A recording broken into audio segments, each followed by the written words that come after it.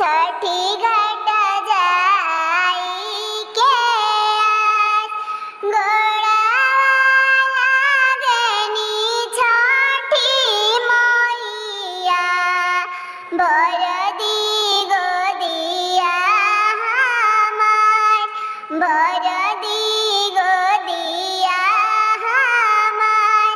हंसी हंसी बोले छठी मैया चुप होखती होई तू आज चुप होखती होई तू आज के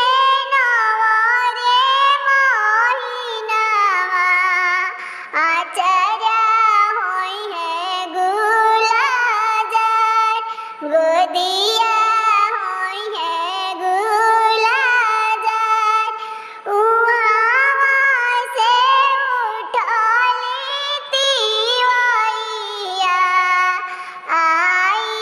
सासु आगे खड़ हम करब छठी के बरतिया सुनी सासु अरज हमार सुनी